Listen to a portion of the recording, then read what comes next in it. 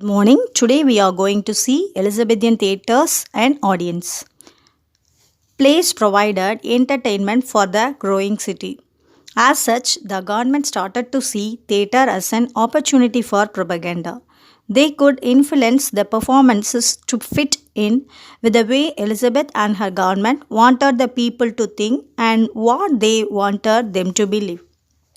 The Elizabethan Theatre differed in that it had a main platform, an inner stage, and an upper stage level that made movement possible in all directions instead of simply along the length of a narrow stage.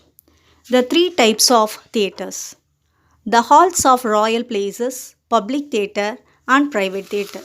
The Elizabethan Stage, small group of professional actors who performed in inns or marketplaces, performed for the royal court audience, and actors were educated. During the early part of the 16th century, there were two distinct types of theatre in England.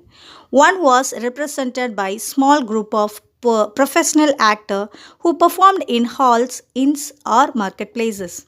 The location of the play was established by the words or gesture of the actors. The second type of theatre found in London area was made up of amateurs, usually university students, performing for the royal court and assorted gentry. The audience and the actors were educated, acquainted with the classics, and knowledgeable about theatre in other countries, particularly France. The stage was probably set with buildings made up of laths covered with painted canvas with a cloud bordered masking the upper part of the acting area. In 1575, the first permanent public theatre, called simply the theatre, was erected by the actor James Burbage.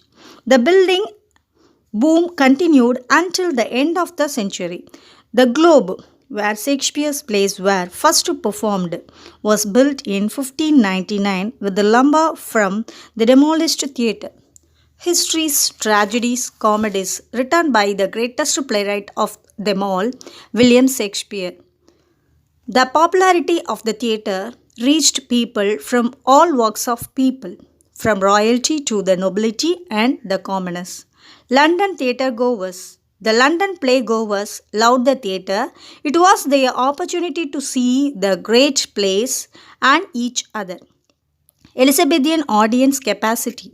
The theatres could hold 1,500 people, and this number expanded to 3,000 with the people who crowded outside the theatres. Royalty. Queen Elizabeth I loved watching plays, but they were generally performed in indoor place houses for her pleasure. The nobles. Nobles would have paid for the better seats in the Lord's room, paying 5d for privilege. The commoners. The commoners, called the groundlings or stincards, would have stood in the theatre pit and paid 1 day entrance fees. They put 1 penny in a box at the theatre entrance, hence the term box office. The box office. The prices were determined by the comfort of the seats. Special effects. Special effects were also a spectacular addition at the Elizabethan Theatre, thrilling the audience with the smoke effects, the firing of real cannon, fireworks, and spectacular flying entrance from the ringing in the heaven.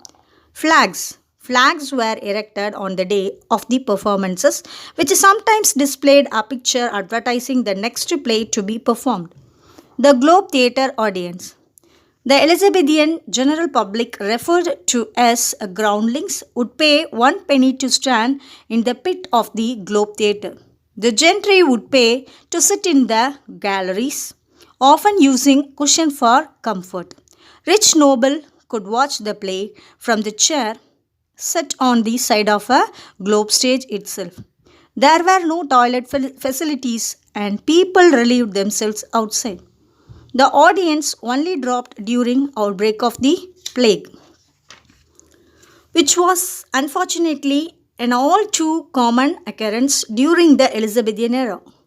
This happened in 1593, 1603 and 1608 when all Elizabethan theatre was closed due to the plague. It was called as the Black Death. Thank you.